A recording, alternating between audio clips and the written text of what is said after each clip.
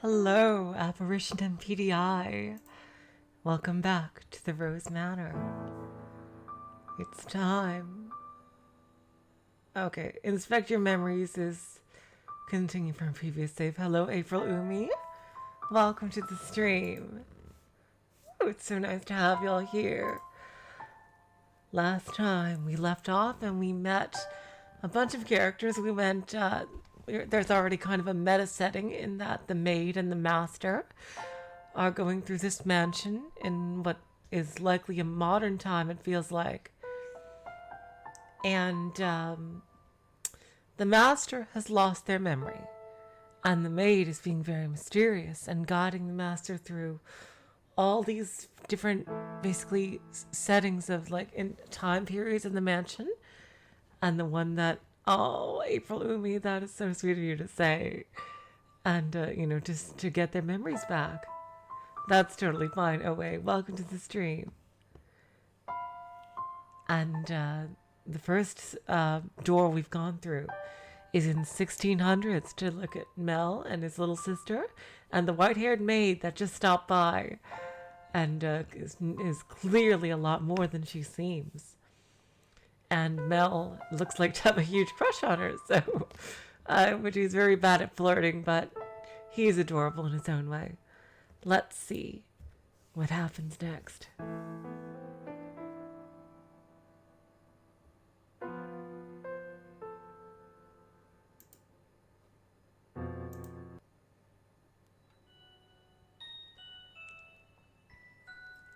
You have my thanks, Father. And I apologize for being late today.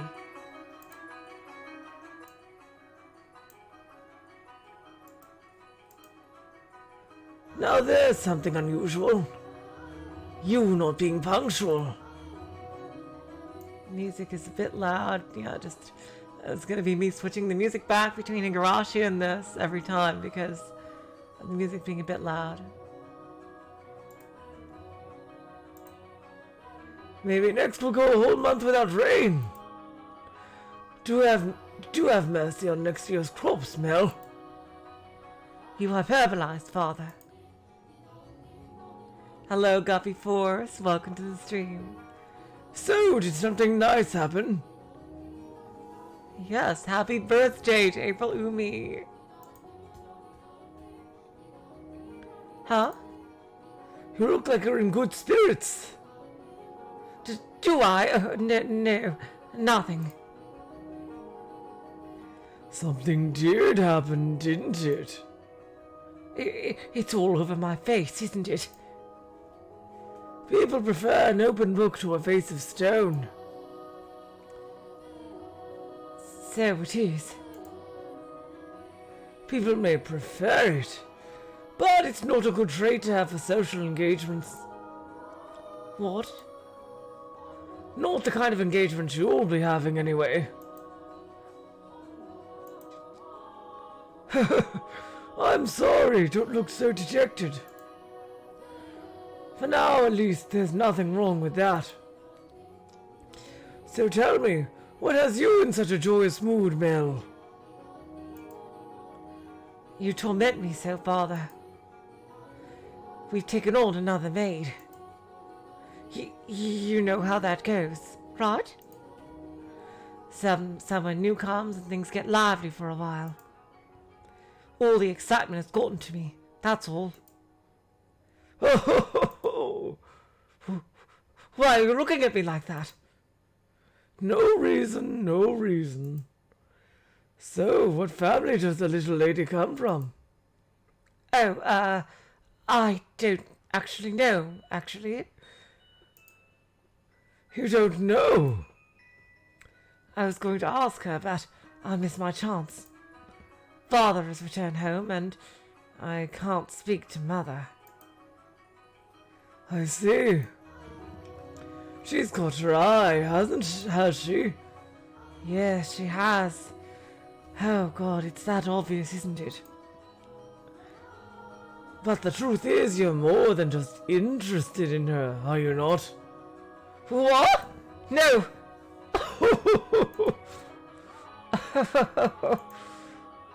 You truly do enjoy tormenting me. Well, I should be getting home now. Mell, Yes? make certain you find out where she's from. If you're genuinely interested in her, it's your responsibility to determine if she's actually suitable for you. Thank you, and excuse me.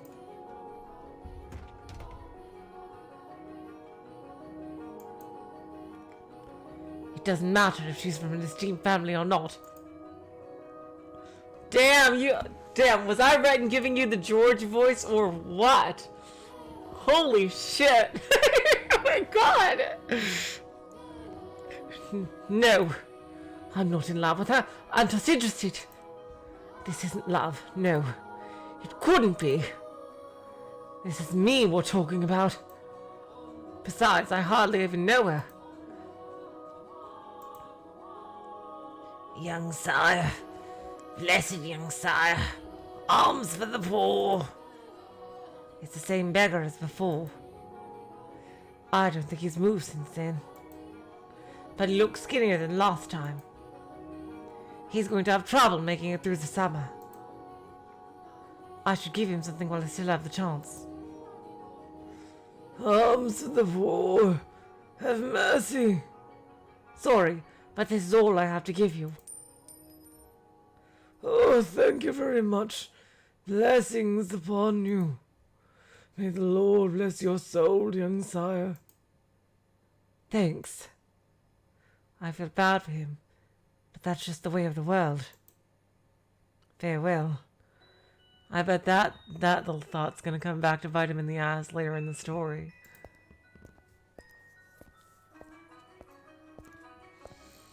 The skies really are clear. The sun shone fiercely down on this town that day. As was characteristic of the area, cloudy days and rain were frequent during the season, but the sun almost always took the stage the day after a storm. The cathedral standing tall in the center of town, the stone-paved streets clacking with the pleasant sound of footsteps, the people peering out from beneath the awnings to look up at the sky. In Mell's eyes, it was as if they were all blessed by a divine light.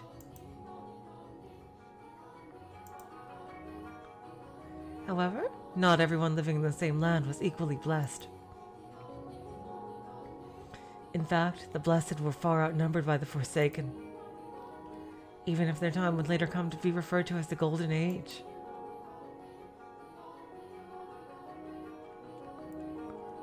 Elsewhere, back at the mansion, Nellie was causing trouble for the Abigails. On a whim, she had decided to redecorate her bedchamber. She gathered the maids and put them to work, shouting orders and demands and complaints. Oh my god, Nellie, what are you doing? And she had not only summoned her personal servants, but others as well, including the white-haired girl who Mell has yet to ask her goddamn name. No, not like that! How many times did I tell you? The tapestry goes by the door! And I don't like that carpet's pattern. Is there anything else we can change it with? Hey, who put this ugly vase here? Nellie appeared to be rather irritated, and it was the servants who bore the brunt of her frustration. Though if they found this similarly vexing, none of them showed it. She was a girl who spoke her mind, a trait particular to that time in history. Women of the Golden Age were so vivacious, in fact, that it inspired parody and satire in foreign countries. But no matter how hands-off her parents were, had Nellie been born a generation earlier or a generation later, she likely would not have been able to act so free-spirited. That day, however, Nellie did not seem to be her usual self. Though she always spoke her mind, it rarely went beyond being childishly adorable. It was unusual to see her in such a foul mood, not even a smile on her face. Get rid of all of it! The carpet, the chair, the desk, it's all so ugly. Do we have anything better? If we don't, then order it. Have it made. You can do that much, can't you? Hurry up and replace them.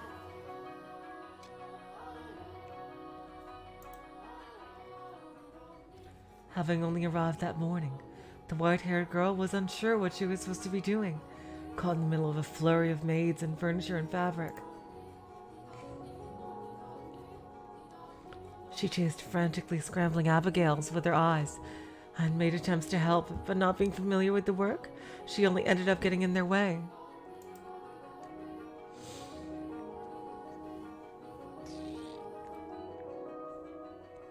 She probably felt that everyone would be better off with her not in the room. So when the maids offered to get new furniture and made their way out of Nellie's room, ordered to get new furniture and made their way out of Nellie's room, she attempted to follow them. You, hold on a second. You. Yes, you, with the white hair. However, Nellie stopped her before she could take her leave. What? The white-haired girl turned back, bewildered, to find Nellie smiling at her. The corners of her mouth turned up in a self-assured grin. There was no trace of timidity or uncertainty in her demeanor. Her flaxen eyes seemed like they would look nice under the light of the sun. Almost exactly opposite of the white-haired girl. Oh, wow. Yeah, this is just telling us again that this is not omniscient narration. This is narration from the perspective of the maid from the future of the framing story. I wanted to talk to you, actually. But Mother never was one to share. I asked her to trade maids, but she wouldn't have it. Trade? You mean for... Which is why I decided to completely redecorate my room, because then I would need some extra hands. But why? Because Mother and Father refused to tell me anything. Why is that? Who are you exactly? Where did you come from? Tell me, what house are you from?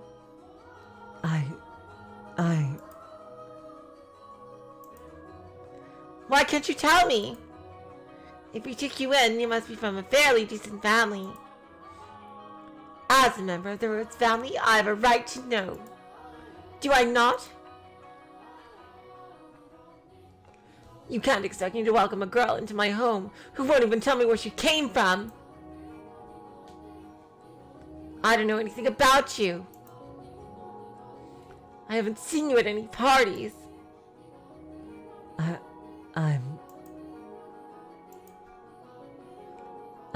I came from another country. Another country? What country? Oh, interesting. My God, could she be from another time? I wonder. Given, like, right away we've shown this whole thing about time. I wonder if she's from another time.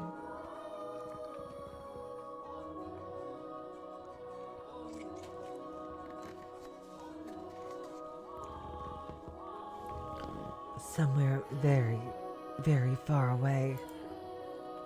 Oh. North of here? East? West? South? South. It's south of here. I crossed the sea to get here, which is why we've never met before. How far did you have to travel then? How many times did the sun rise? And how many stormy nights did you face? Innumerable days and nights we sailed, heading ever further north. Interesting. Yeah, okay. Wild theory of mine. Hopefully this one goes a bit better than the other wild theory I had. What if she is from another time?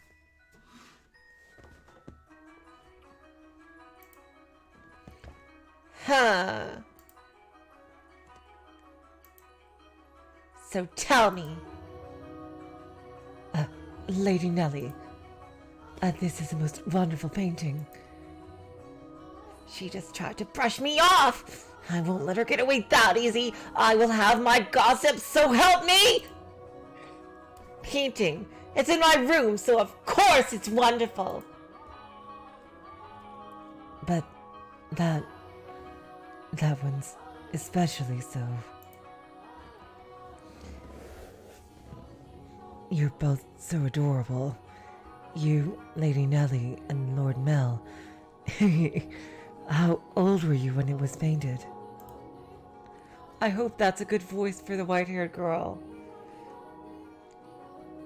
Because she seems like very sullen and very reticent, but also like, kind of shy.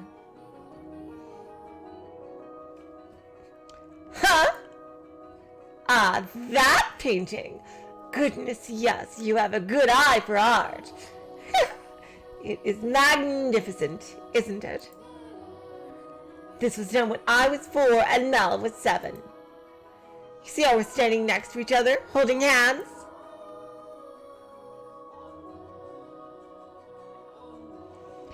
I was too young to remember it well, but Mel looks like he was really embarrassed. But standing there like statues makes for a boring painting. Nellie explained brightly. Having completely forgotten she was pressed up against the white-haired girl, she did a little twirl, stopping to face the portrait.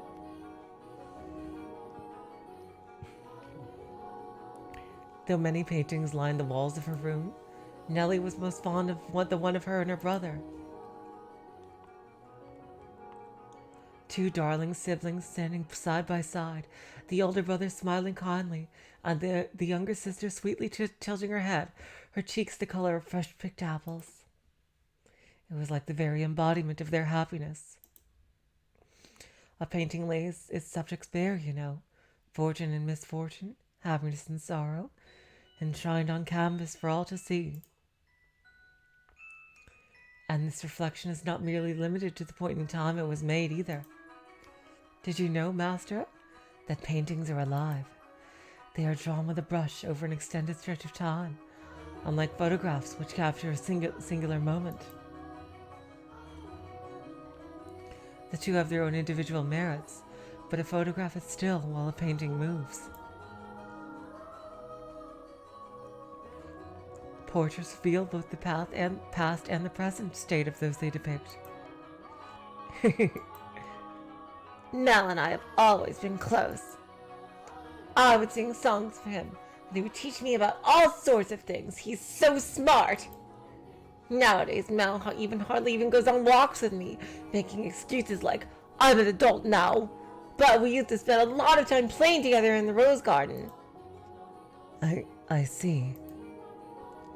The white-haired girl normally had difficulty smiling, but her lips naturally curled upward as Nellie reminisced. A vision of the two happy siblings had probably swelled up in her mind. And I imagine there was a faint trace of envy in her heart as well. Lady Nellie, you love Lord Mell quite deeply, I see. Yes, of course I do! Mel's smart and he's studious and he's incredibly kind. For my birthday, he gave me this wonderful rose necklace. The jewelry shop we got it from is famous because even the royal family makes commissions from their workshop. So we had to have it ordered months in advance. Just for me. Oh, that's the whiter girl. He's a prince. Oh. He's pretty charming, wouldn't you say? That's why I call him my prince. But you know what? Mel is a terrible dancer, and he still hasn't got his feet on the ground yet, and he's so bad at interacting with girls. Yeah, I kinda saw that. So there's no one else who would say that about him. Really, white-haired girl? Oh wow, you two really fit together like a glove then. He is quite the gentleman. I assume women would be drawn to him. Gentlemen? Have you met Mel already? This morning, briefly. That reminds me. Mell seemed to know about her too.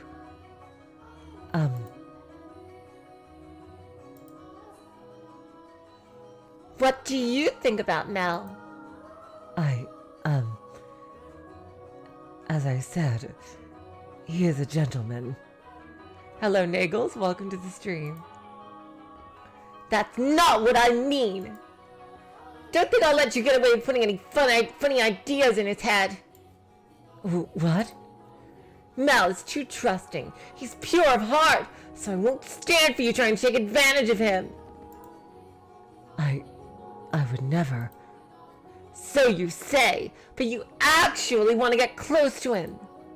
I wouldn't dream of it, Lady Nellie. He is a man far beyond my reach. Damn. Not as far as you think, white-haired girl. Damn. I wonder, is she even going to be given a name? You aren't planning on doing anything, are you? Not at all. And you don't have any romantic feelings for him, do you? Well, no, well... Well, do you? I have no romantic feelings for him, Lady Nellie. And you won't develop any? I will not. And with that, Nellie gave a wide, satisfied grin. Even though one has no way of knowing how another truly feels, or how they might in the future. Ha! You wouldn't, would you? Now I think about it, there are plenty of other boys. You getting together with Mell is downright absurd! Indeed. But anyway, back to what we were talking about earlier. Your family. I almost forgot. You haven't told me exactly where you came from or anything about your...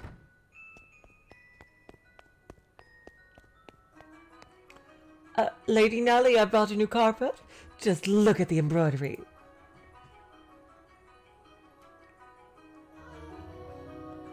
The work of a true artist, and I'm simply in love with it. Surely we'll find it to your liking as well. Wow, you're right. This is a Florentine stitch, isn't it? I wonder whether someone mimicked the style or if it was imported. Either way, a great find. Let's hurry up and get it laid out. Oh, I'd love to see how the colors go with everything else. We have to finish redecorating quickly so I can show Mell. He'll be so surprised. What wonderful taste you have, Nellie. When the other Abigails returned, so too did the bustle within Nellie's room. As the white-haired girl watched, a faint smile crossed her lips. Perhaps it was from relief of having escaped Nellie's inquisition. Or perhaps...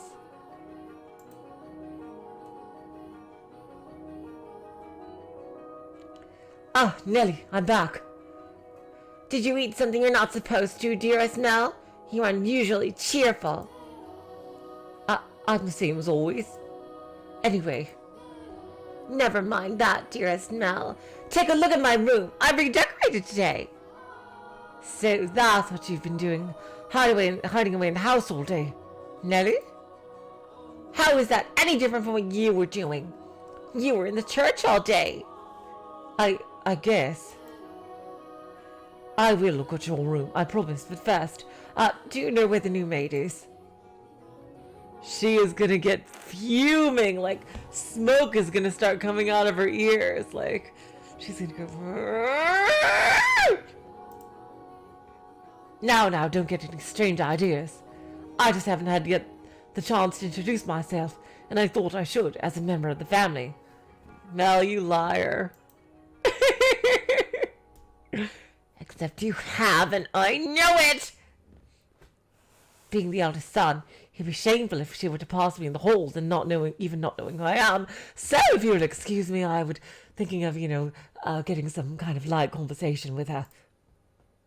Don't ask me. What? But you were in the house all day. She attends to Mother, so why would I know where she is? Though she did help redecorate my room. You made her help? That's what for the menservants. There was no need to make the maids do it. Oh, so you're saying I should invite a bunch of men into my room? God damn it, Nellie. I go into your room all the time, Nellie, and you were in my bedchamber just this morning. Only one man is allowed in my bedroom, dearest Mell, and that is you.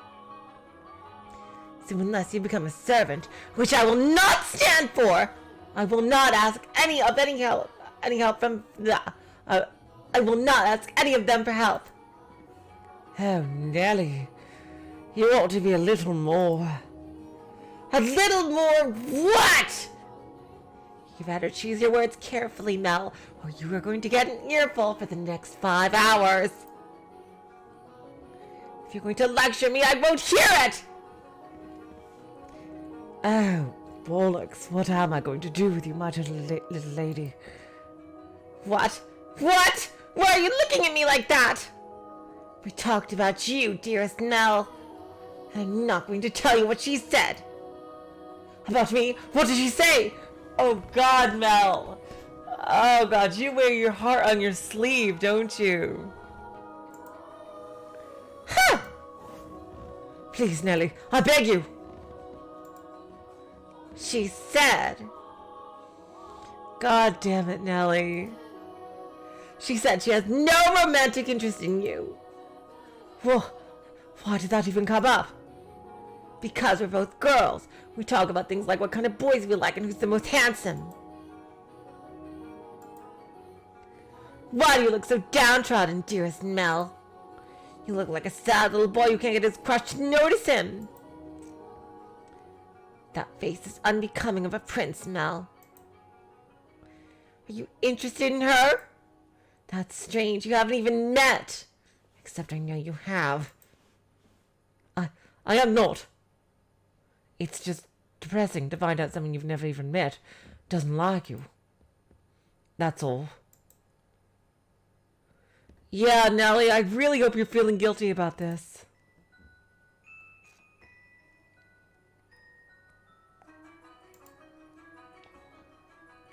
Oh, yep, I knew it. She's got some kind of mission she's on. I wonder if she's like an assassin or something.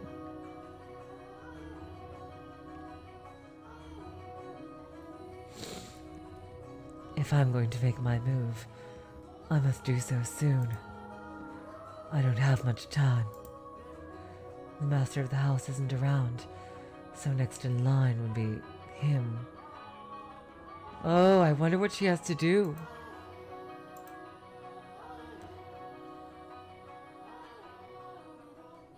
I agree, Bloomy. Yeah, she's kind of, yeah. Like, I can, like, I can kind of forgive her because of her age, but yeah, she's like, really kind of starting to be really kind of bratty. But, you know, she's still quite young. She's a young teenager. I gotta cut her some slack for that. And her heart isn't it. You could tell where her heart is. That painting.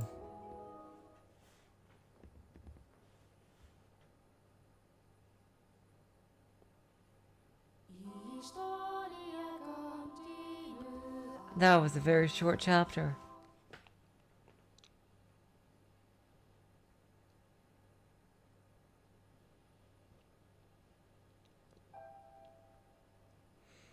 Despite his near devastation by Nellie's news, Mell's flaxen eyes continued to wander in hopes of catching sight of the girl. By now, it should be quite obvious to you what Mell was feeling. This almost sounds like Claire de Lune in the background here. But the boy himself was having difficulty comprehending the things going through his heart. Emotionally, he was horribly unstable, like a ship without a sail. And still, every time he spotted the white-haired girl, his heart would leap, his whole body jitter.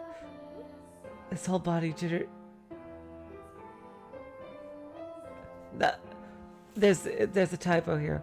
His whole body would jitter with anxiety and excitement.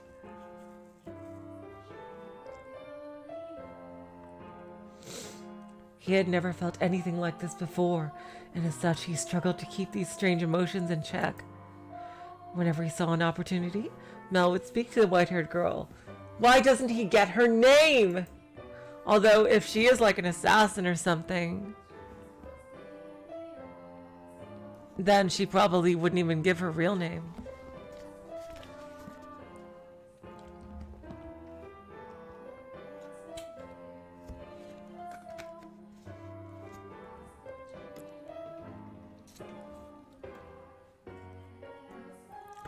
And days he was unable to.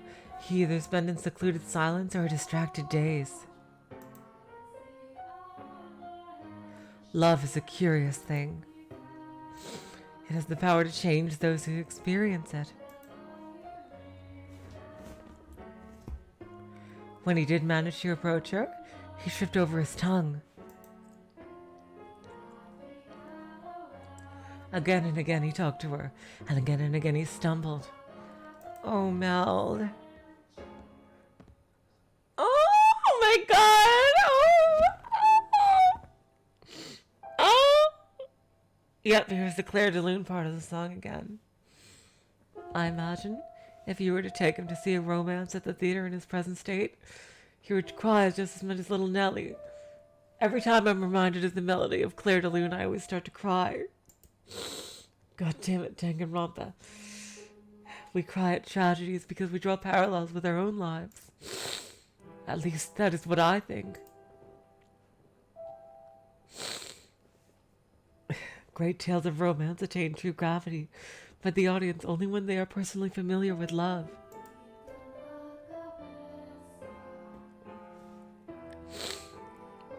In any event, the white-haired girl was, as a result of this, visibly perturbed.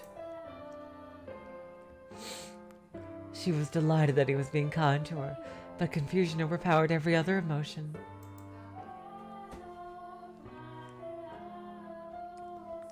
She appeared to be at a loss for what to do as he clumsily catapulted words and stares at her.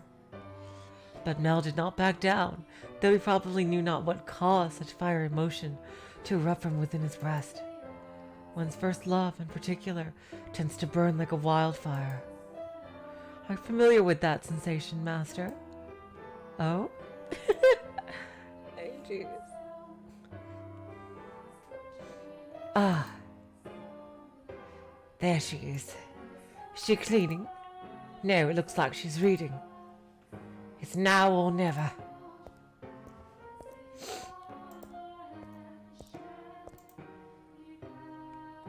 Boo!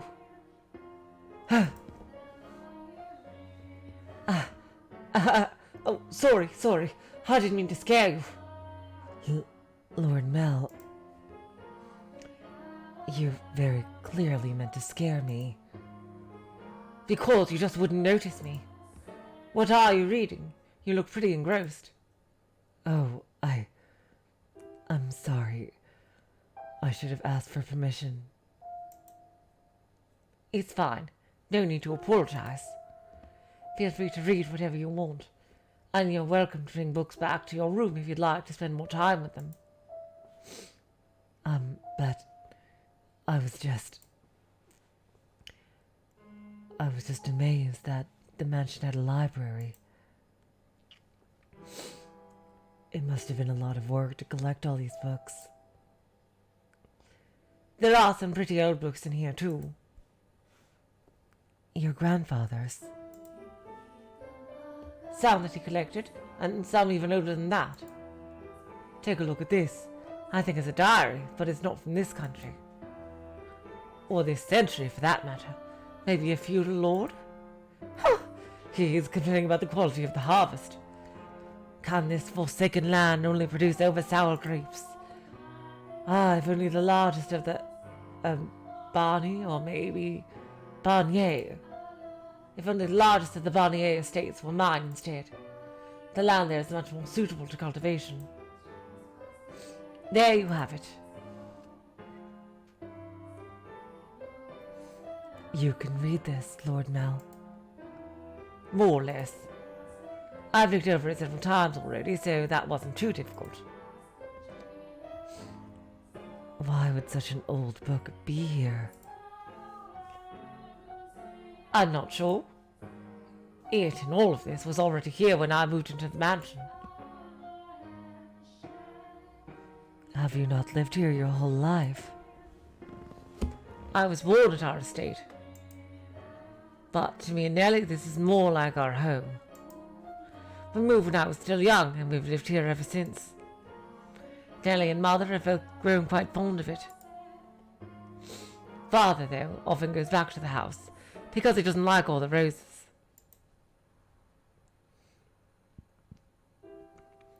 By himself?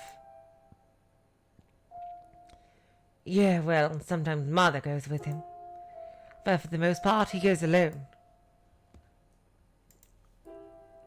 But don't get me wrong, it's not because they don't get along.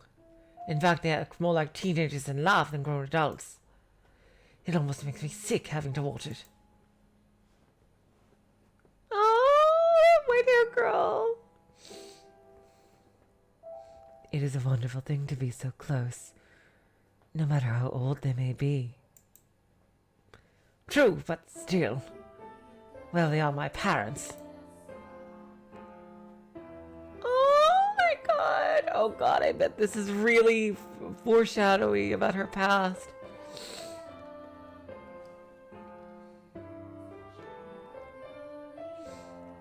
There are those in the world who cannot be with the ones they care for, as much as they may wish. I'm sorry about that. Oh, that's right. The book. What were you reading? I, wasn't exactly reading. I do not enjoy reading lots of text, so I was looking at the pictures. Is that so? You seem very cultured, so I thought you'd be partial to reading. Perhaps you're actually more like Nellie and eschew your studies.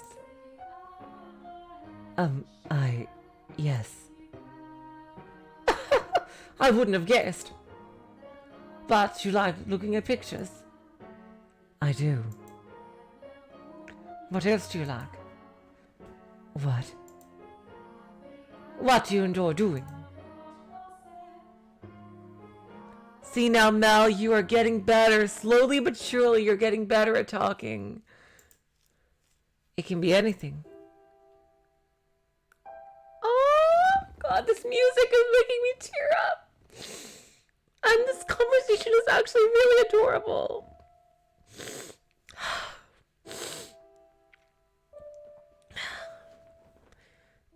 I enjoy being told stories. Stories.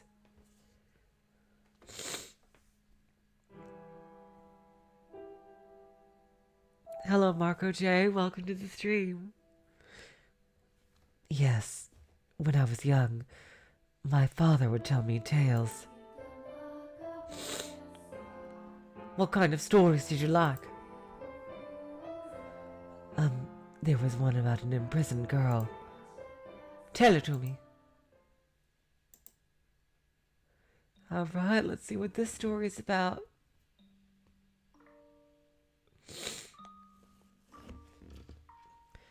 Once there was a girl, and she was locked away in a mansion deep in the forest.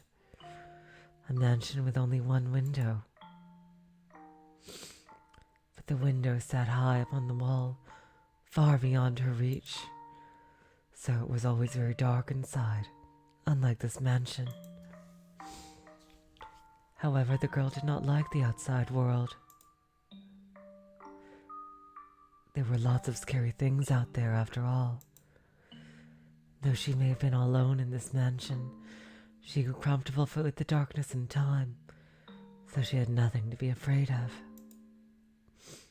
And then, am I doing a good job? You're doing fine. Keep going. What happens next? Okay. And then the girl grew up. By then she had already forgotten why she was locked up, but she was content with the darkness. However, her eyes couldn't help but be drawn to the little bit of light that spilled through the one window. Though she was comfortable in the darkness, the sight of the light made her heart race. At first, the girl thought it was because she found it unpleasant, but she disliked the light and the outside. Oh, because she disliked the light and the outside. But slowly she came to realize that she was curious about the outside world. What could be happening out there?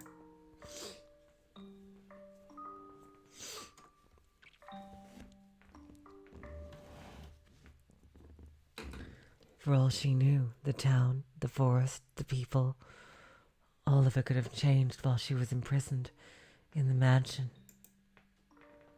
But she had no way of finding out.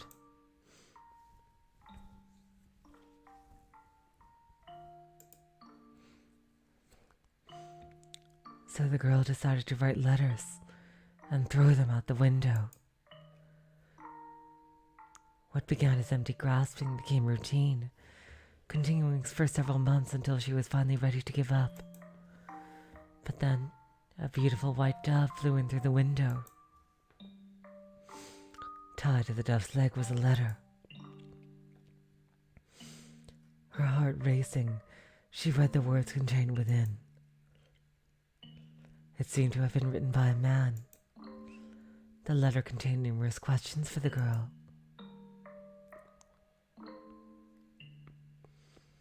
It also said that if she attached a reply to the dove, it would bring the letter back to him.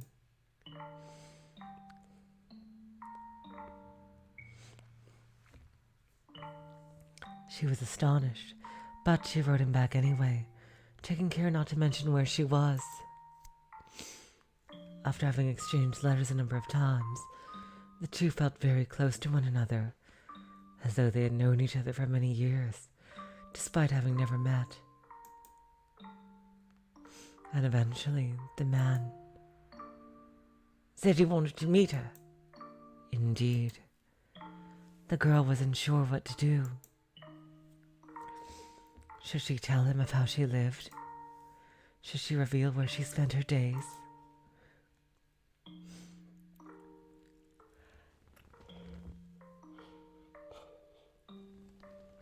She was afraid if she did, he would cease to send her letters. She was sure he believed her to be a young lady of noble blood, and not a girl locked away in a house deep in the forest. The girl could not bring herself to write a response. She released the dove through the window, with nothing attached to its leg. And yet it returned with another letter, written in the man's familiar hand. You must surely have a great reason for your silence, it said. Oh, God, wow. I would like to know the reason, and I would like to help you. No matter what it may be, you have my word. She deliberated. Oh, those letters were kind. She did not know this man. He was from the outside. Would he still treat her the same way when he met her?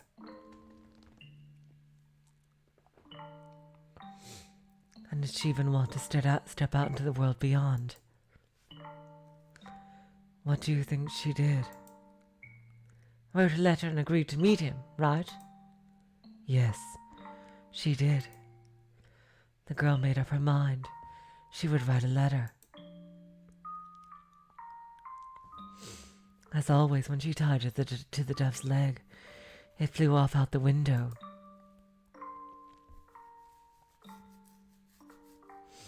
And for some time after that, she received no response from the man. This saddened her, but she thought it was for the best. He's probably coming to save her. She belonged in her own confined world, her world of darkness. But then one day, light shone to the mansion.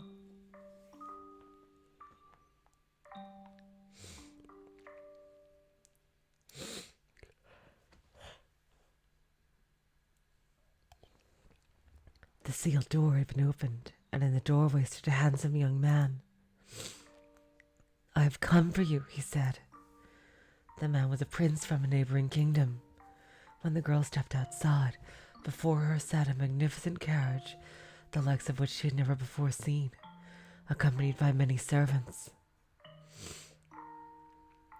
The prince, kind as in the letters, swore his love to her, and the two lived happily ever after.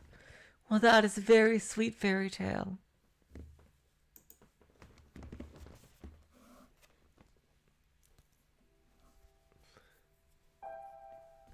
Ah, what a nice story. I'm glad it had a happy ending. A prince. Was there something funny about that story? No, that's not why I was laughing.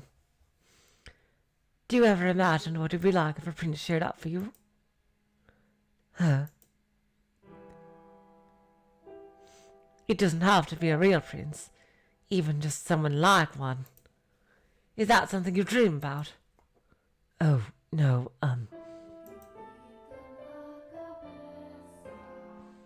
I think I'm perhaps a little too old for that. You think so? Nellie still fantasizes about her prince and she's 14. I just assumed all girls were the same. God damn it, Mel.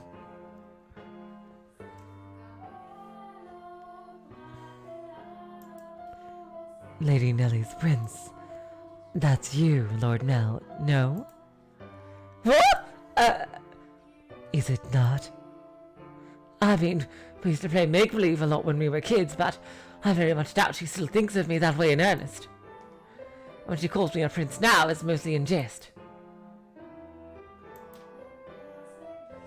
If it weren't, well, that would be concerning. Absolutely, April. He is such a George.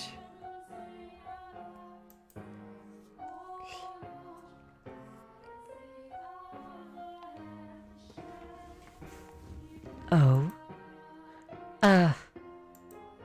That story. Do you know if it's a regional tale? One that's been passed down through the ages? I'm not sure. It could very well be one of my father's own creation. You might think me conceited, but I think the story might be about me. The girl trapped in the mansion is you. Damn, he is just laying his heart right out there, isn't he?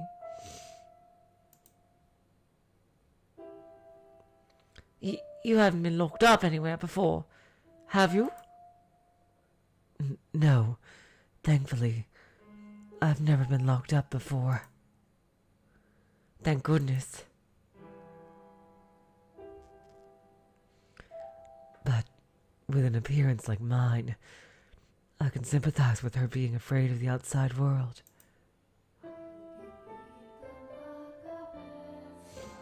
I have at times imagined how wonderful life would be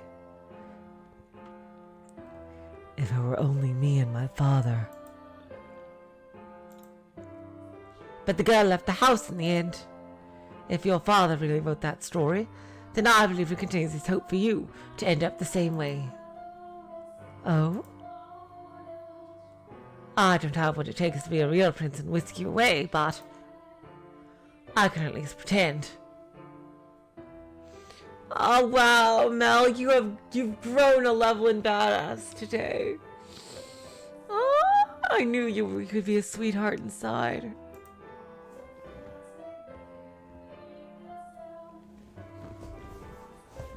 So, if it was your father's wish for you to see the outside world,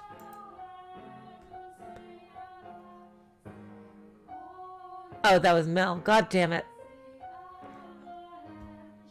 So, if it was your father's wish for you to see the outside world, then surely there's nothing wrong with you getting out and experiencing all the scenery the world has to offer.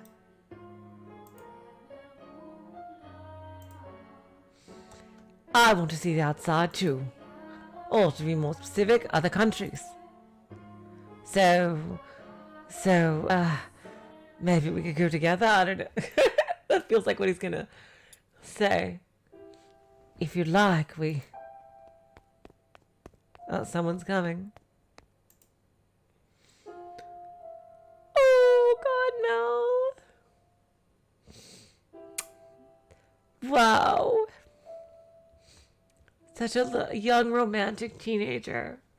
That is such a teenager-y thing to say. Oh, God. It's adorable in its innocence. He is so innocent. And I bet she's been through a lot he couldn't even imagine. Could maybe go see distant lands together. Ah, dearest Mell, I've been looking all over for you. Nelly.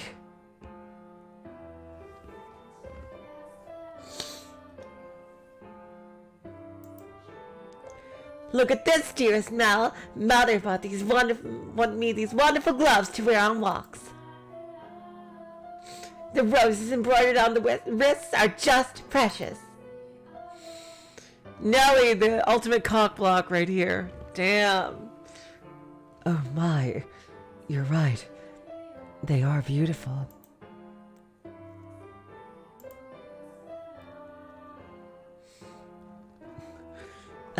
You appear to be dizzy, Lord Mell.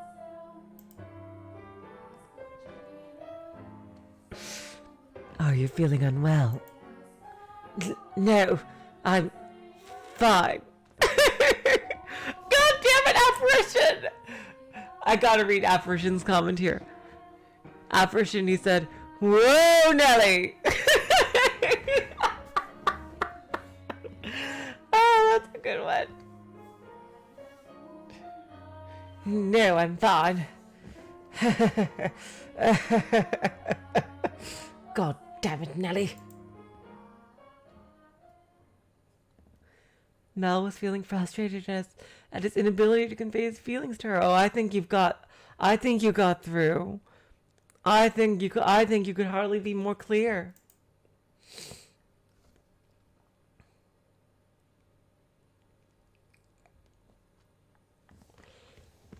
And as his frustration built up over time, he developed, I suppose you could call it, a severe case of love sickness.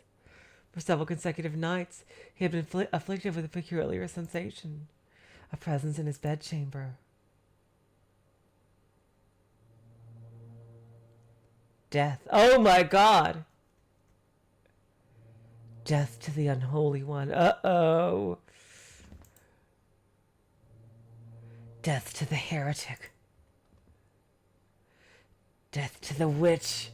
Oh my God! Is the white-haired girl the witch? Kill. XX, I think that's probably her name.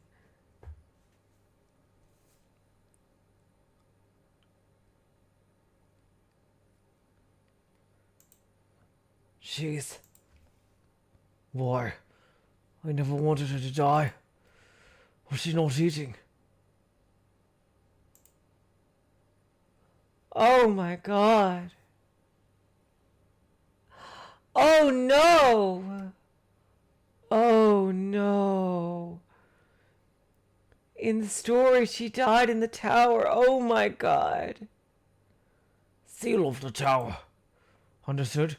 No one finds out about this. How can you be so calm? Don't you understand what you've done? Pinning the blame on me. How nice it must be to people to distort reality with panic. War just as guilty as any of us. I never wanted her to die. Oh my God. The witch killed her. The blood of the witch killed my...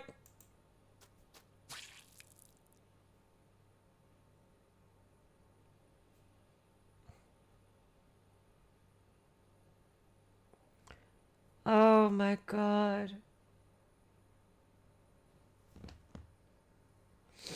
Ah.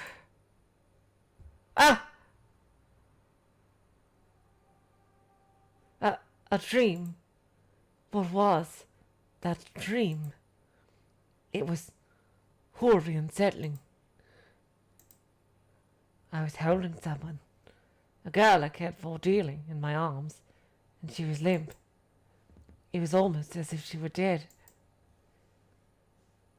I've been having a lot of really unpleasant dreams lately. I can't stop shaking. Why would I have such a dream? I feel sick. Back to sleep. But I wonder, who was that girl?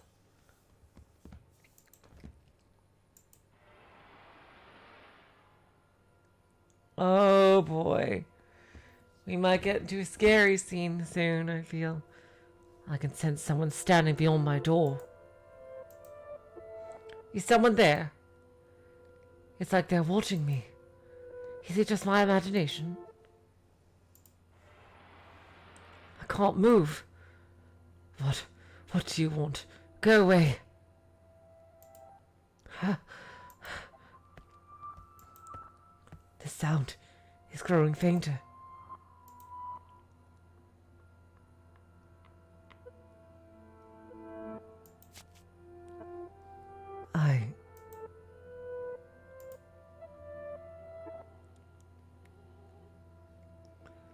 Is that truly what your story meant, Father? But such a magnificent garden. Something we could never have had. Are my intentions misguided? The music is so atmospheric. Seriously, it nails the atmosphere. What a beautiful white rose.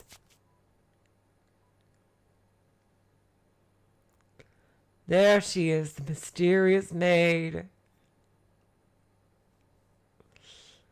You know, you could have sneaked into his room rather easily then. Yep, I think she might be some kind of assassin. No one was watching.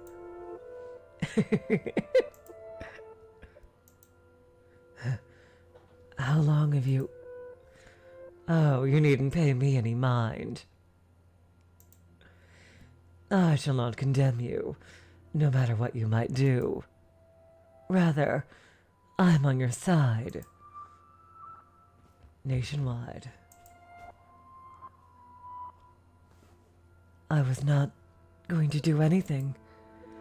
Oh, is that so? Then perhaps you're out for a late night stroll. I imagine you have less difficulties going outside at night. Or is she actually a vampire, I wonder? She's either an assassin or maybe a vampire, and she actually does need to suck his blood or something like that. Who knows? I beg your pardon. I will return to the mansion immediately. Oh, yes. That reminds me. It was also the middle of the night when the grocer's servant broke into their safe. News of that spread quite far. I'm sure you would have heard about it. Oh. Although, was Gamache imprisoned? Dear me, I'm having trouble remembering. But worry not. If you wish for it, the mansion shall provide. You are in no danger whatsoever of getting caught.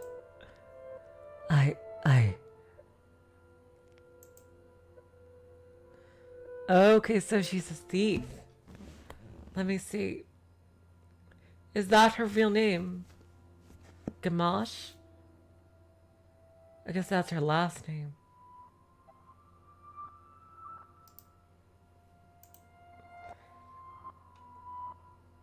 Or it could be someone else, and like, could be very confusing here. You said that a witch lives in the mansion, did you not? I did. Does that sound perhaps a bit archaic to you? No. I believe those rumors mockingly refer to me. Oh my. I've been accused of being a witch before, which is amusing. I don't have any magical powers. I simply have an unusual appearance. My, what a lovely shade of red. The rose. Oh my God. Is something the matter? This rose was white. Damn!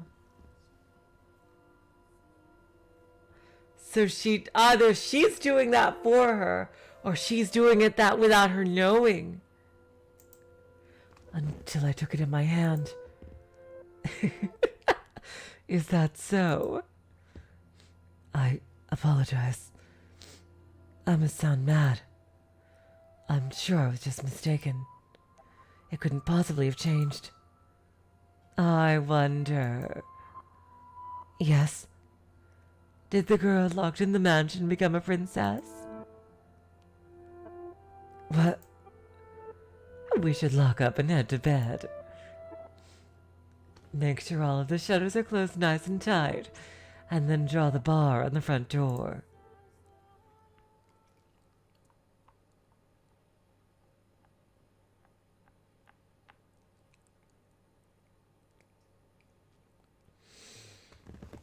Damn! Oh my God! So something magical is going on here, clearly.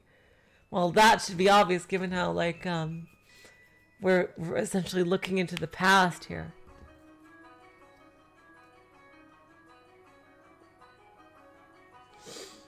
Slowly but surely, time trekked onward, everyone working towards their own individual goals.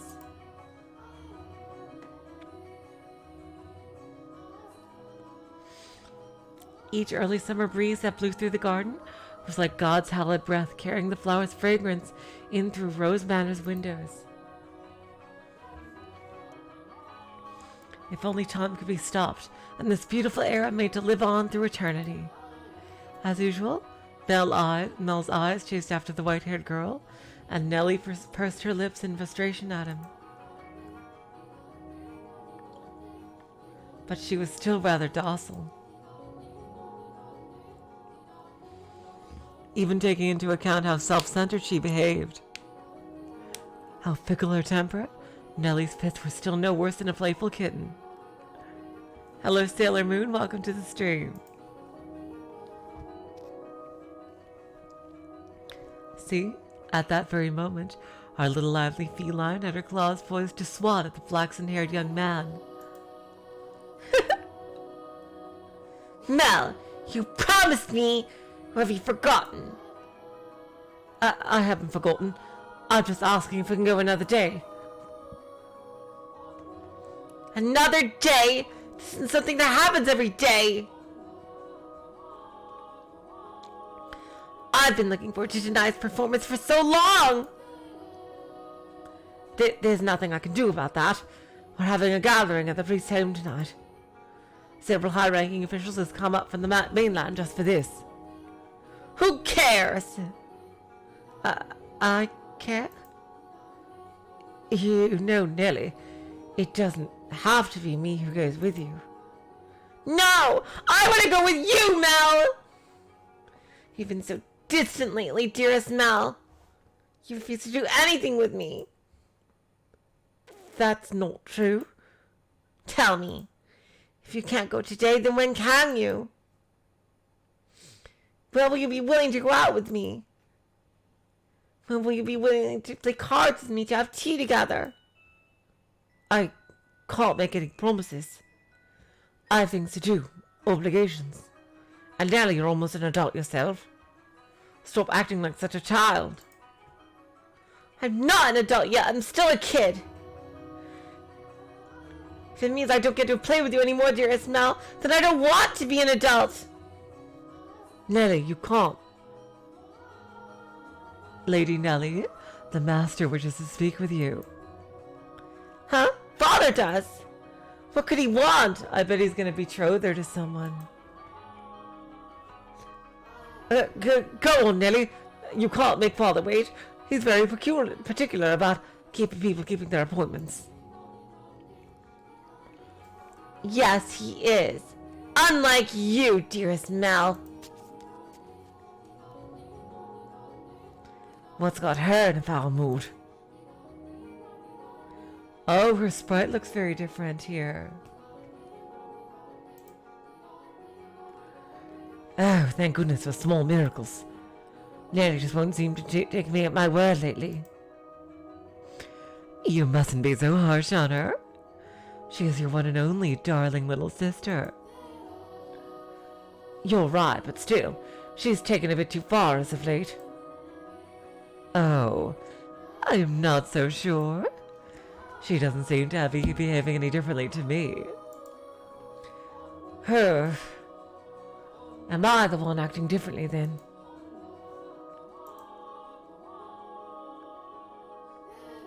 Well, enough about that. Can I ask you for a favor? Me? What can I do for you? I was thinking. Physically, Mell was undeniably a young man, but that smirk that crossed his lips as he schemed gave the face the sweet look of a little boy. Or perhaps that was simply part of his charm, and it was not the age disparity but his character that made his smile so heartwarming. What did he ask of me? You shall find out soon enough.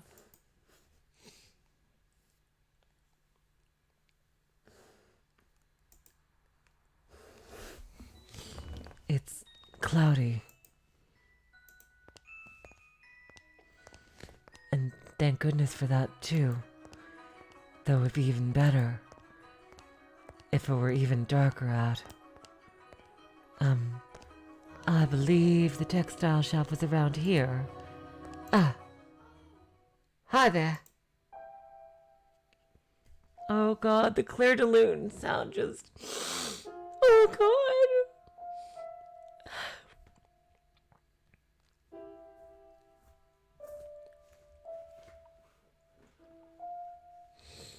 Lord Mell, fancy meeting you here. Yeah, what a surprise. So, what do you say we take this chance and go for a little walk? Since you're sensitive to the sunlight, we can keep our eyes out for shadowy areas as we go.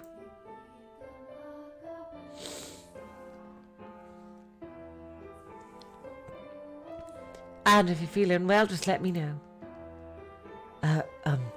I was sent out to run an errand. Don't worry about that. Come on, follow me.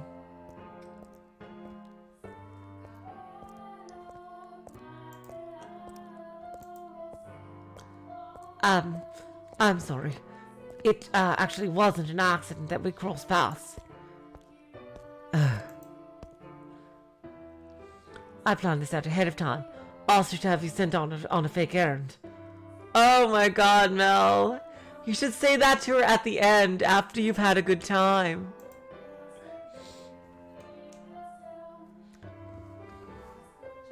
It feels like I'm always on alert back at the mansion.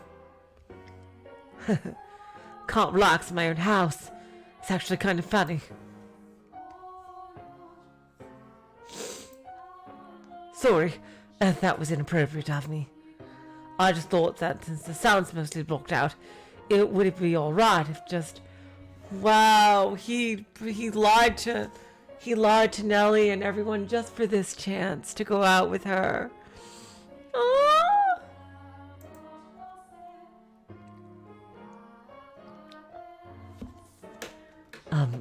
I'm feeling just fine.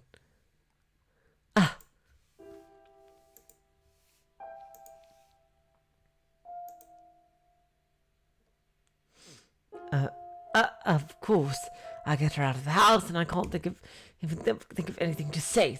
Stupid Mell. God damn it. Hey! Yes. Have you settled into life at the mansion? I have. Everyone has been such a big help. That's good to hear. Indeed.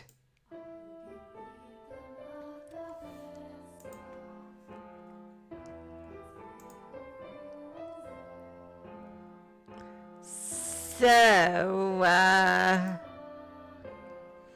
yes.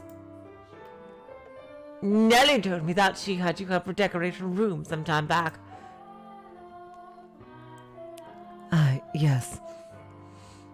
That was shortly after I arrived.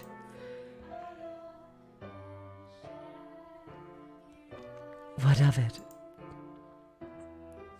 Yeah, that day Nellie told me that you don't, I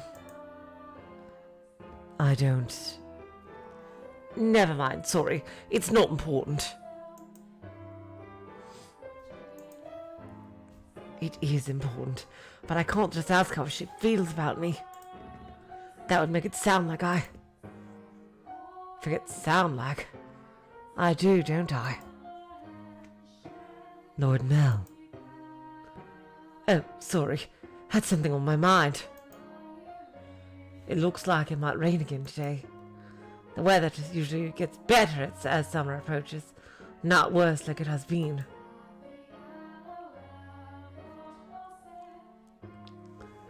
It won't be a heavy storm, though. No. The wind is too gentle.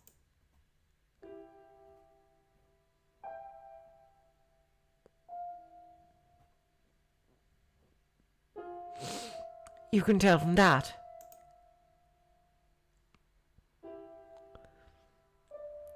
Vaguely, but yes. Oh, that's impressive. I often leave the house unprepared, only to find myself sloshing back in the rain.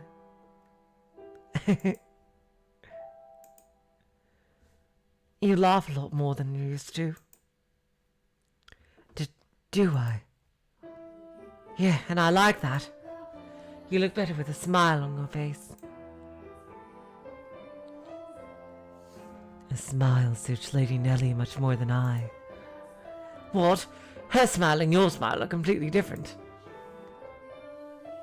Oh, yeah, oh boy. Also, a smile suits you as well, Lord Mell. Do you really think so? What am I supposed to do in the face of a smile like that? So, yes.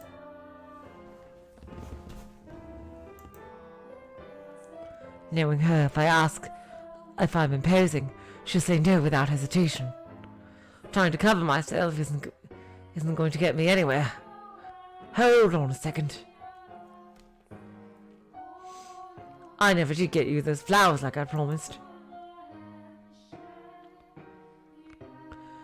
There was a single white rose blooming in the garden.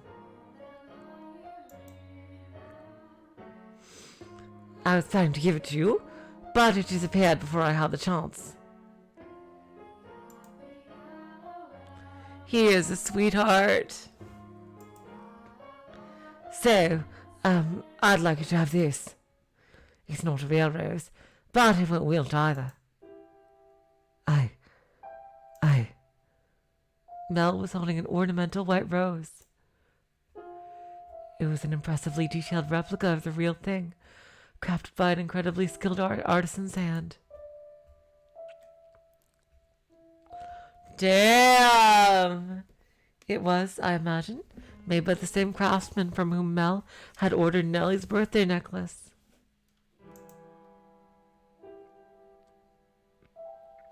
The young man, who had but a handful of days earlier had said he had no sweetheart, had come in to commission a present for a girl. The master of the shop must have been quite surprised. Or perhaps had given him a good laugh instead.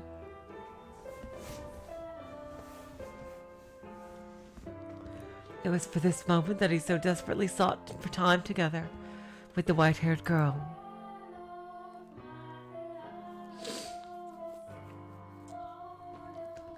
I don't know what you like, so I had to base it off my sister's tastes.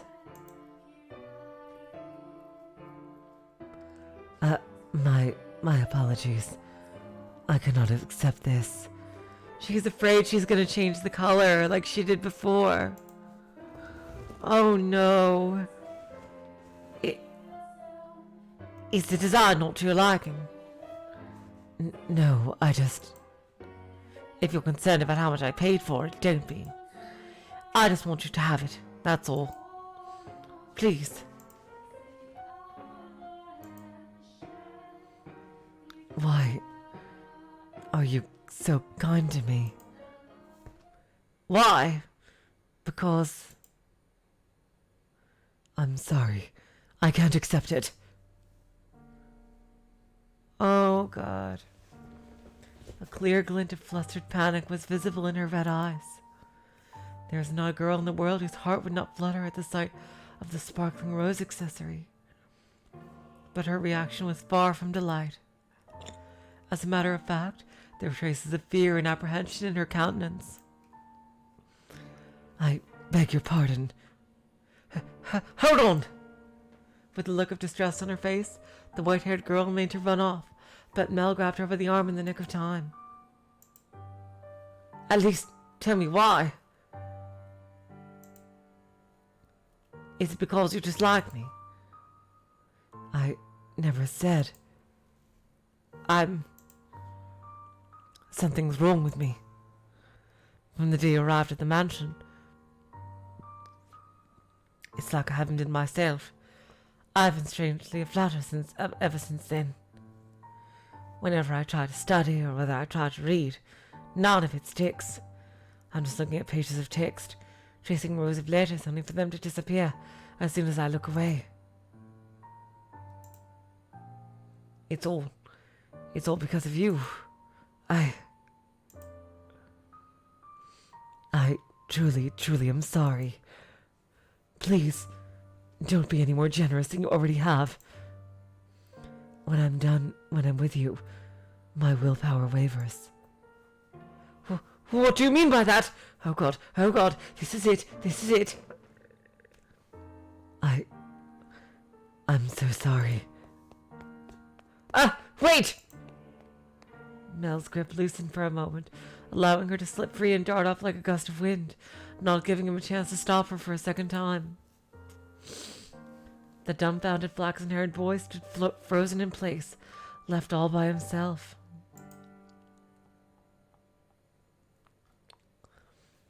The breeze, which the white-haired girl had called gentle earlier, felt faintly chilly, almost as if mocking him. It looks like she's even less fond of me than I thought. No. God, I'm crying. Oh God, Mel, no. She obviously has a lot more going on. Oh God, Mel, no, don't blame yourself.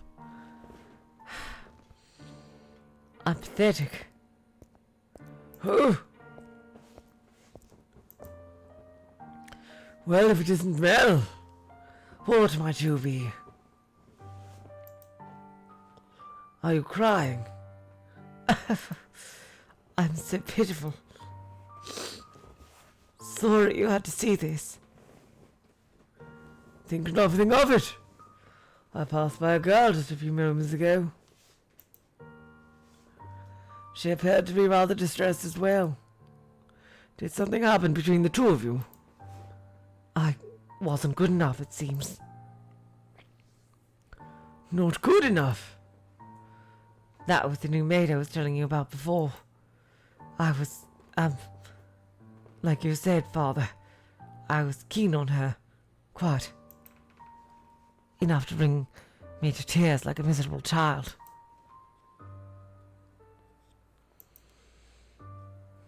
But she rejected me. I don't even have what it takes to be a stand-in prince. Mel, I apologize for complaining to you about this. I'm completely hopeless. Mel, please don't try to cheer me up. I don't need any sympathy. I just... No, Mel, listen to me. What?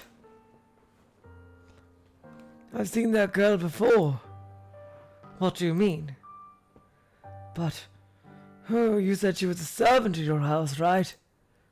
In which case? Yes, she is. Please tell me, Father. Where did you see her? Is she the thief? Why must you be so evasive? It was probably someone else. Yeah, she's a thief, isn't she? Someone else? You're saying you mistook someone who stands out as much as her? Father.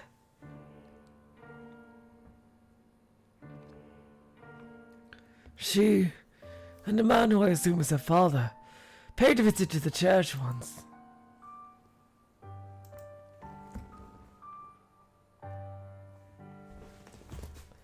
They came asking for food, their clothes in tatters. The two were emaciated. I don't think they were eating daily. What? Wait a minute. Are you saying? She's a beggar. But Father said she came from an esteemed house. Which is why I said I might be mistaken, Mell. I agree, Sailor Moon. I think that's exactly what's going on. I think she does like him, but it's a lot more complicated than Mel thinks it is.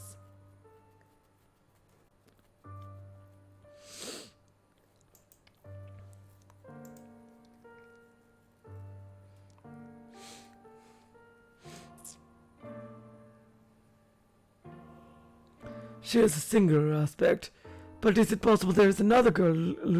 It is possible there is another girl who looks similar. Deep down, though, the priest surely believed the opposite. And so he said sternly, like a teacher to a pupil. But you must be absolutely certain, Mell. Understood? Certainty. You cannot proceed any further without knowing her ancestry. You gotta make a choice, Mel. May I visit the church, Father? By all means.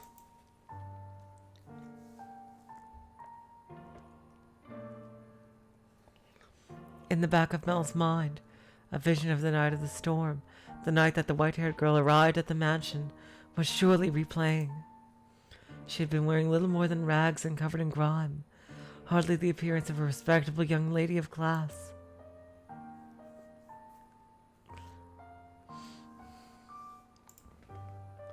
Have I been putting her through unnecessary stress? If she actually turns out to be nameless, to be rankless, then no matter where she comes from, my heart is decided. Woo! Good boy, Mel! I will not fool myself about how I feel any longer. No, I cannot fool myself. But how does she feel? What will everyone else think? I have to find out why she was welcomed into our house. I'll ask mother or father. No, if for some reason they don't know she isn't just aristocratic, I'm better off not saying anything. But if they don't, does that mean she's been lying to us? Onto them? I have to find out. This time I must get answers. No, absolutely not! You come back and the first thing you say is that? I hate you, Father! I will not stand for this! Yep, I think she's gonna be betrothed.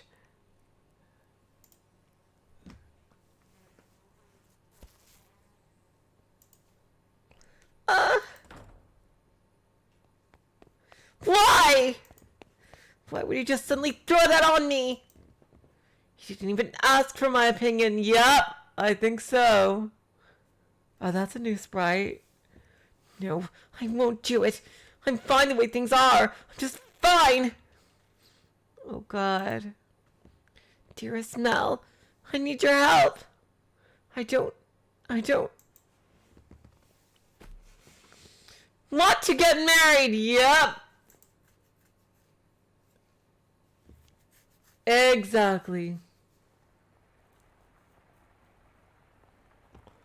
Damn, the chapters are moving pretty quickly.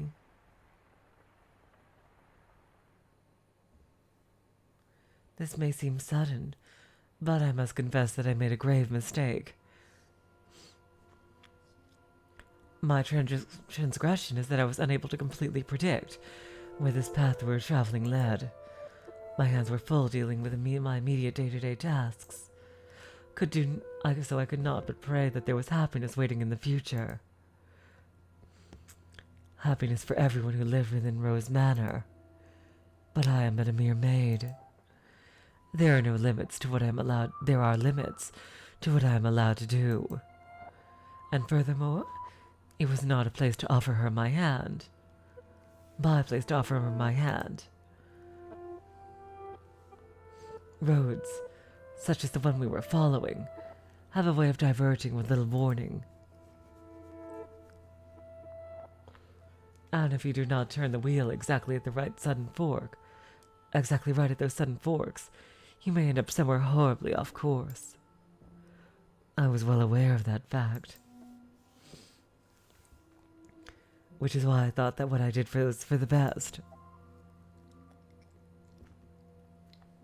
It's happening again. I'm sure that the door was closed, but I can sense someone standing there.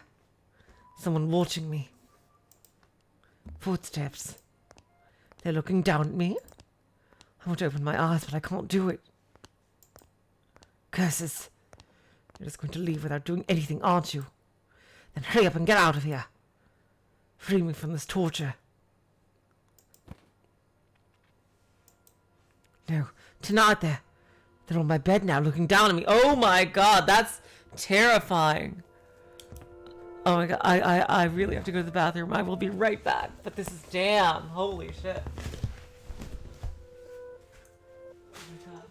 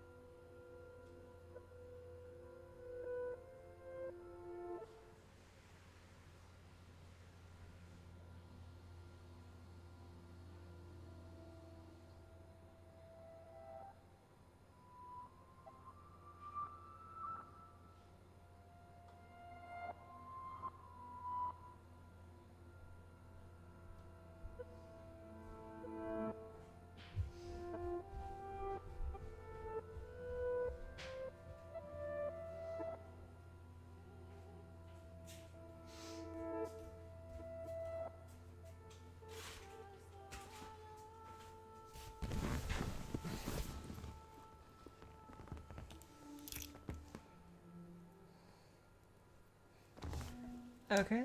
Right back. Sorry to stop at such a suspenseful moment. Oh god, what did I do? Shit. Goddamn, I hate how this just pops up whenever I move the mouse down here. My neck. Whoa. Oh god, is he being killed? Whoa. I can't speak. I can't move. Could be sleep paralysis also. These cold fingers. That soft breath. Whew. Is it really her? Why? I can move my body, but that's not important right now. Oh my god!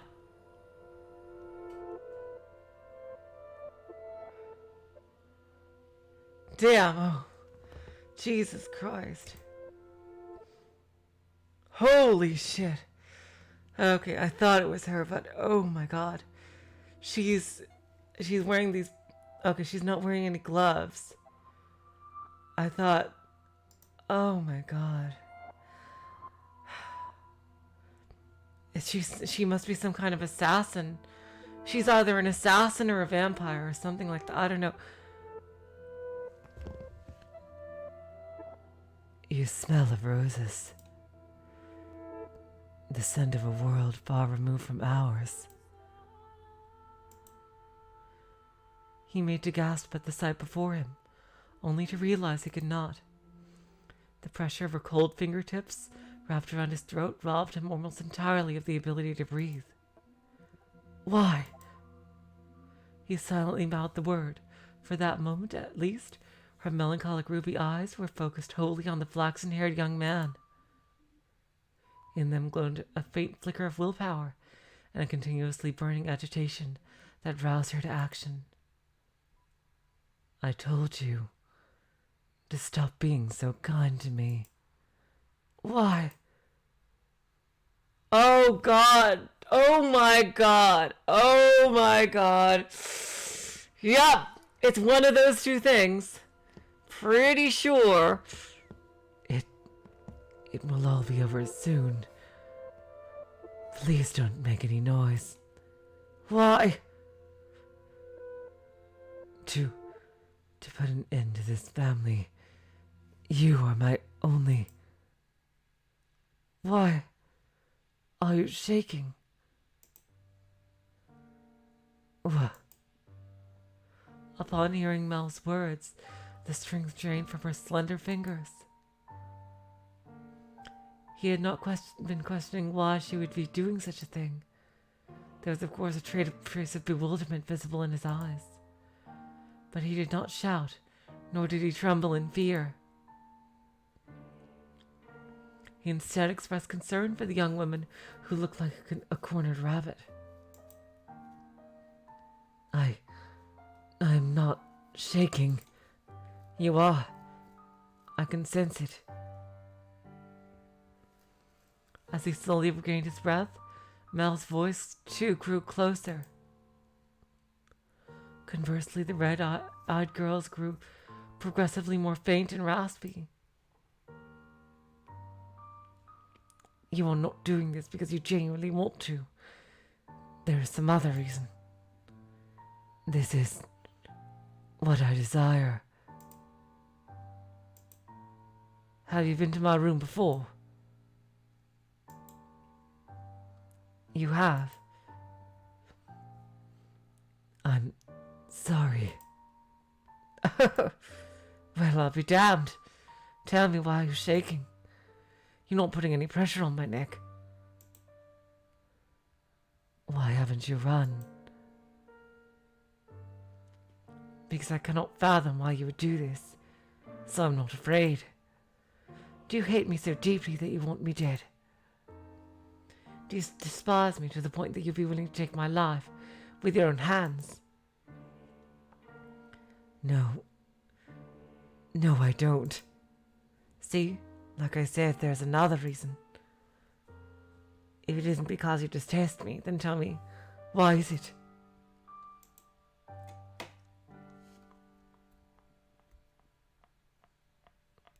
I'm sorry. I will leave your room now.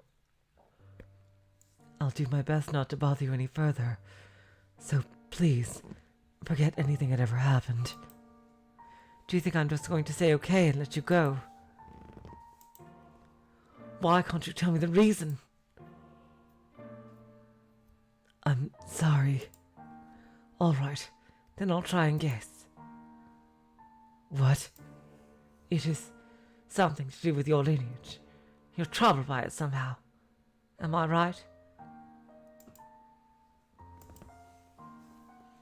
Hello, Wing Bullet. Welcome to the stream. I thought so. How do you know about that? The priest at the church told me he had seen you before. He also told me a little about your origin. But that's all I know. The only difference between us is social rank. I don't know what will cause you to do this. Please, tell me who you really are. Tell me why you came to this mansion, and my father allowed you to be a maid. I haven't said anything to mother or father. If you're hiding the truth from them, they still don't know. But I want to. I won't get mad at you or have you punished. I'll even swear to God if you like. I want to be the prince who whisks you away. Oh wow, Mel. Oh my God.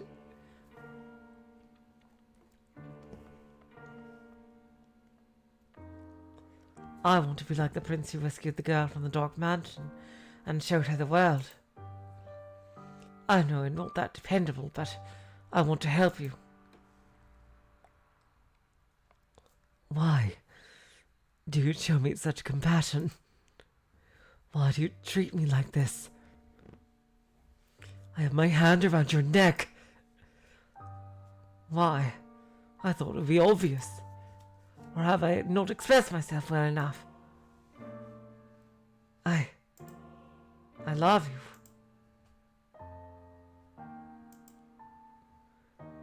Every time you push away, it crushes me.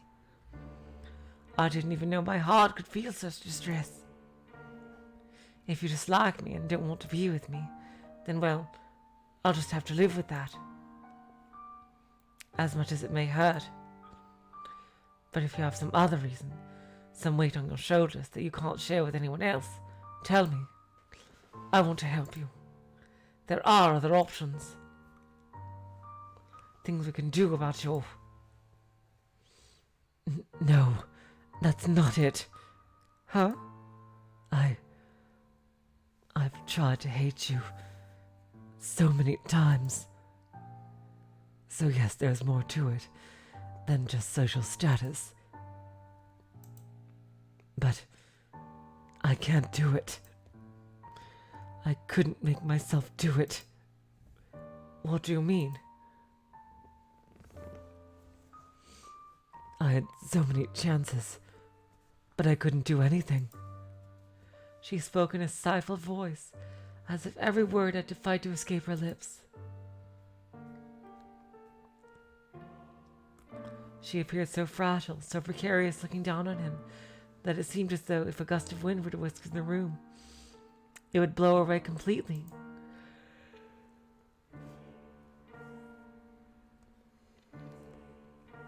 Her pale fingers were trembling, like she had tried to squeeze them again and failed.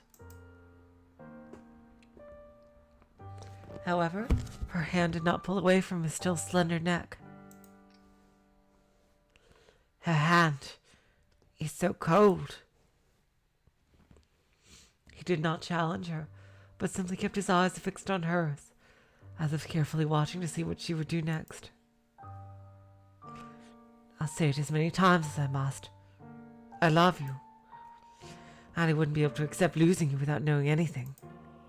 So please, tell me the reason. I'll see to it that you're taken care of. Those are the words of a man of means, Lord Mell.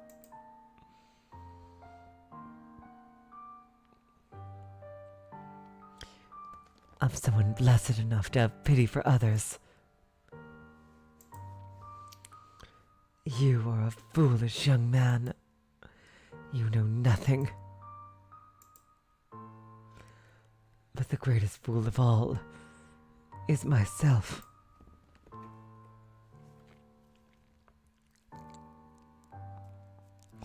If you agree to punish me, I will talk.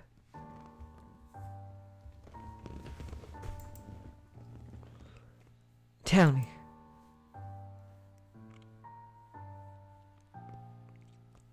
Her long white hair and his soft flaxen hair touched.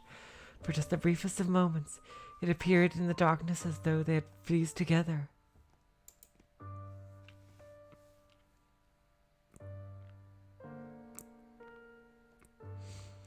The white-haired girl, having finally gathered the courage, began to slowly tell her tale.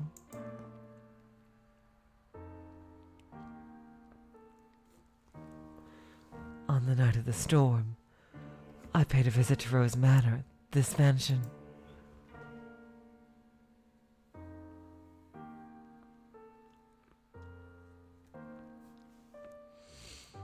My father and I were always on the move, traveling across the land by foot, so it was only recently that we heard rumors of Rose Manor. There are several reasons why we couldn't stay in one place. First is my unusual appearance.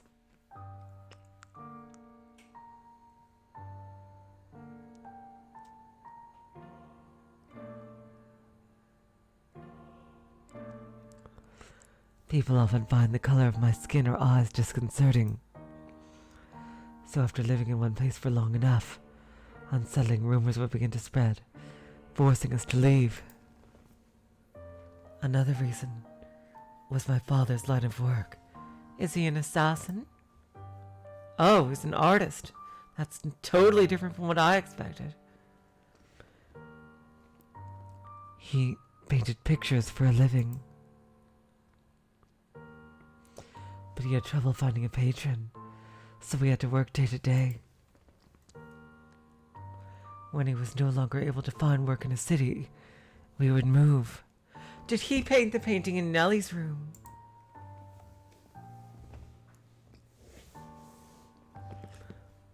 We were birds that migrated without a flock.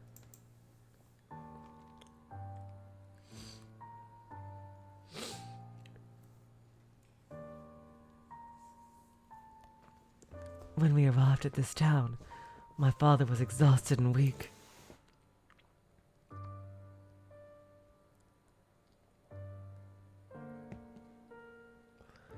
That is when we learned of Rose Manor and the family who dwelt within it.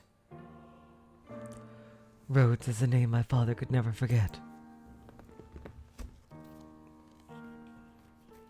He was, long ago, a painter in service of the Rhodes family.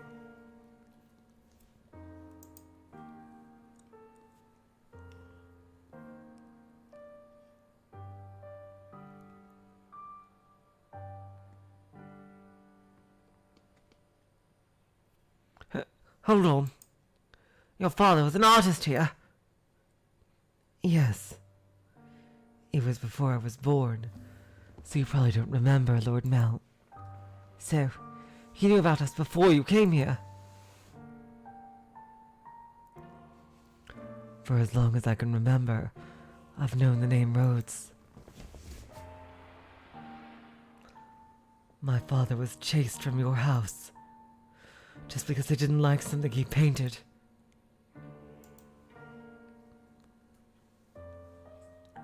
Jesus Christ.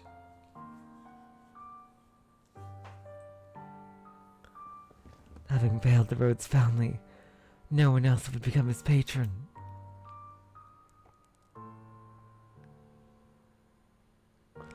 Just as a good reputation spreads, so too does a bad one. Branded once as a failure, no one will take you in ever again.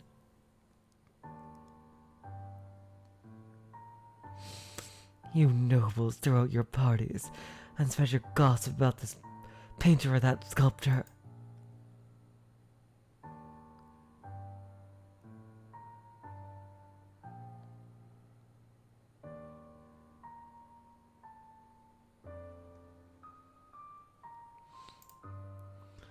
The rose you tried to give me is an example of that. It was certainly crafted with skill, but the jeweler is only known because some aristocrat spoke highly of him. My father's paintings were no less skillful. His was a talent that could not be easily imitated. But no one was willing to separate the art from the artist.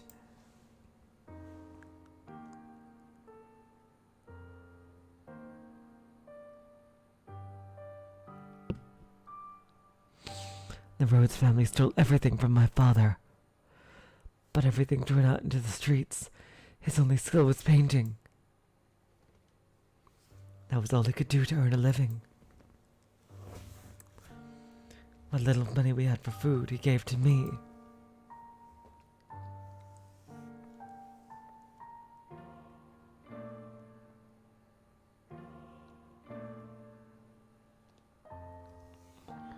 He did anything he could to ensure my survival, even at the expense of his own well-being.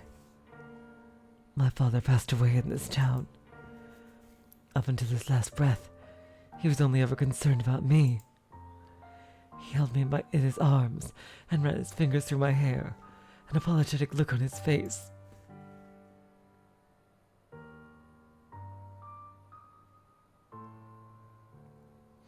If I had a normal appearance, I'm sure life would have been much easier. Oh, wow, that line, oh my God. He was always telling me how sorry he was for making my life so hard. Even though it's not his fault that I look like this.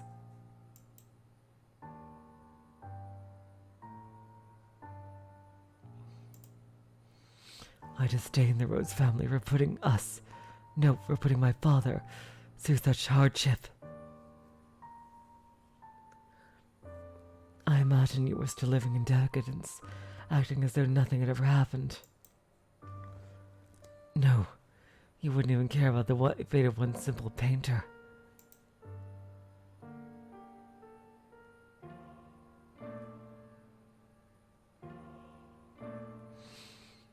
No, our lives meant nothing to you.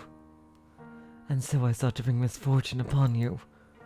And that's why you've tried to kill me. In truth, I want to take the master's life, but your father spends so much time outside the mansion.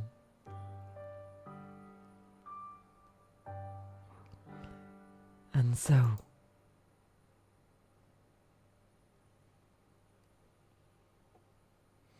you're right, if they lost me, you'd put my family in a very difficult position. That is the whole of my tale. You now know about my father, and how I feel about you. Having told you of the blackness in my heart, I cannot go on living like nothing has changed. Please give me punishment. Why? Why would you have me put the one I love through any more misery? I am not fit for your affection. Oh, damn it. That was the white haired girl. I'm not fit for your affection. Not only because I'm not aristocratic, but because every time I spoke with you, I did so holding this darkness in my heart. Does that not unnerve you? In the end, it was my family's actions that caused you so much suffering. Would that your father was still alive, perhaps I could have done something. I'm sorry.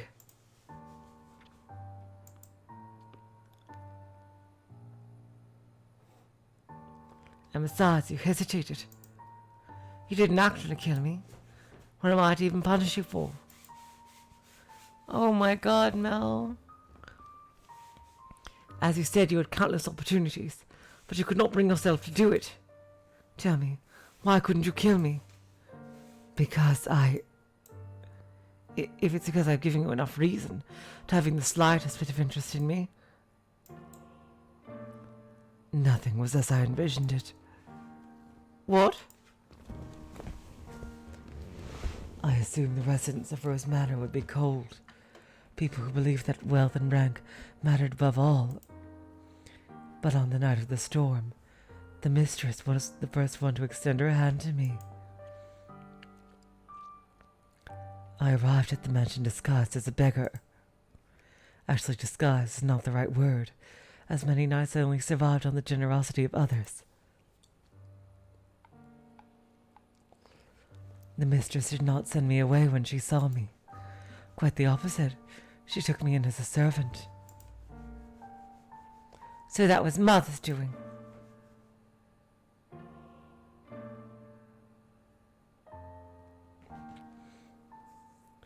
I could scarcely believe that she would invite a stranger into her home, that she would treat a stranger with such compassion. I thought perhaps she knew who my father was. But I had never met any of you before, so she must simply be that kind-hearted of a woman.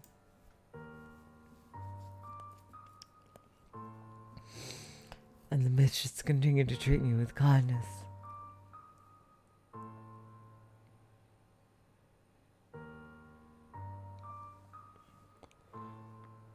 Despite my disquieting appearance and the darkness in my heart, in time I began to go less and less sure of myself. Was I meant to do what I meant to do truly right? Were the things I felt truly justified? But it was a certain fact that my father was here, and he had been chased out.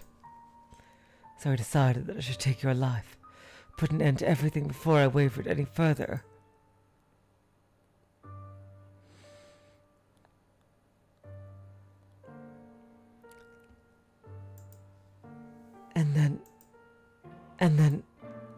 And then, you were too kind to me. Oh my God! It's all your fault. Because you laugh with such affection. Because you give me smiles like that. Because you say the things you say. I'm sorry. No, don't apologize. I'm so happy to hear that, despite the unusual circumstances. Please, don't say you want to leave. Don't ask me to punish you.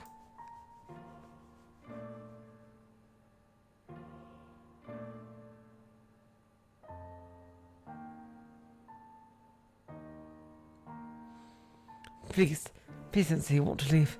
Don't ask me to punish you. I couldn't do anything for your father, but at least allow me to do something for the daughter he cared for so deeply. You are far too kind-hearted. I'll be happier with you around.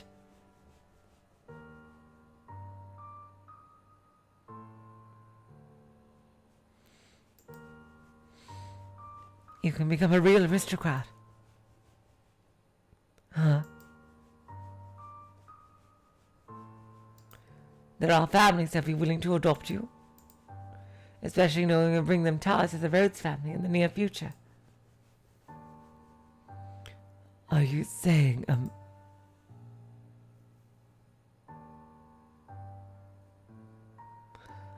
as long as you're okay with that, of course.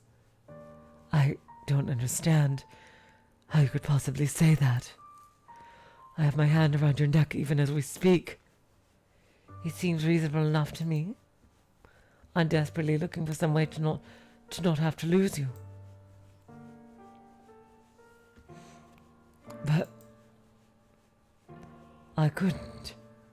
I don't know any etiquette or social customs. How could I?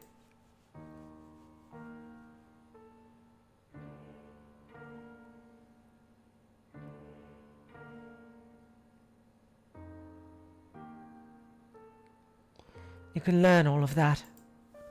You're pretty and naturally graceful. You'll do just fine. You are such an aristocrat, Lord Mell. What? The way you can come up with compliments so easily. Only for you. Nearly says my poetry has as much charm as a dissertation.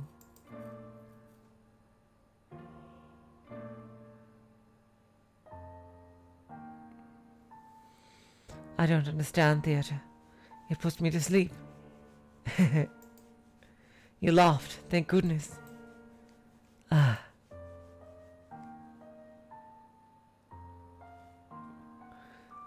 Keep smiling. You don't have to stop. A smile on your face is a smile on mine. No matter how deep the darkness has taken root in your heart, it can always be removed.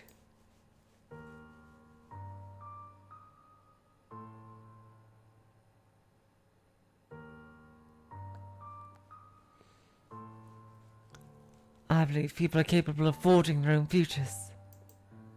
Damn, Mel. What do you say we go to the theatre sometime? I promise I won't sleep through it. At the private theatre.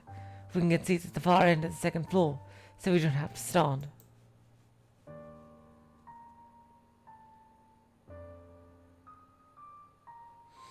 They'll be pretty lavish seats, and it'll give you a chance to experience the novel life. But please don't be shy.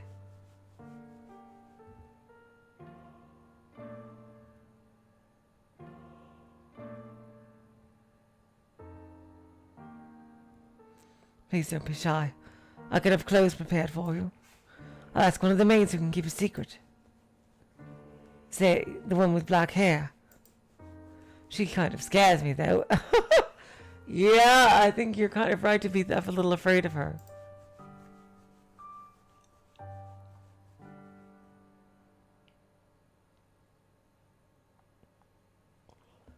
I don't know what I'm supposed to say. How could you show such compassion for me?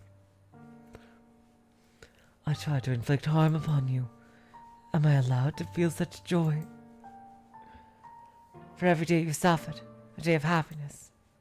That's how it has to be.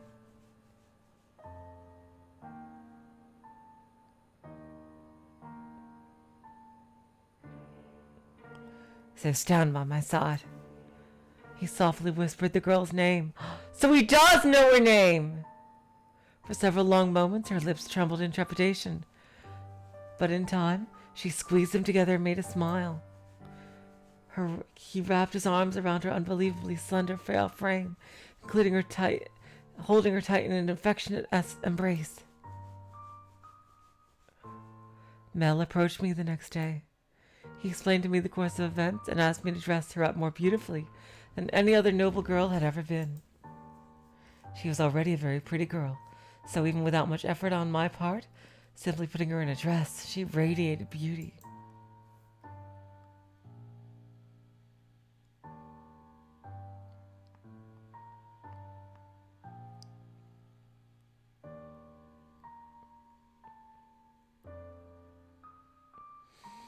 I was quite partial to her smile, so I agreed to help, thinking that if it would lead to their happiness, I could not ask for anything more. I never anticipated what would happen next, though. Uh-oh. Perhaps my hopes weren't unreasonable after all. Damn. Wow, they made the most of a bad situation, didn't they? But it looks like things are not going to be smooth sailing in the least.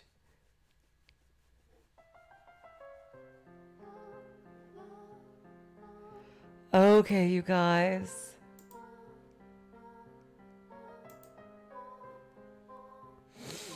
Here we are.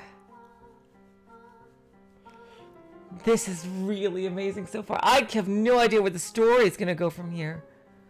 Holy shit, like what? Oh my god, you guys. So in 2 days, we are going to continue this. And tomorrow is Higurashi console arcs. Oh, wow, what a sound. Yeah, I think the pacing has been... Oh, thank you, Marco. Yeah, seriously, it looks like something really bad might happen to them, judging by what the maid is saying. But I hope they're going to survive somehow. Jeez. Oh, boy.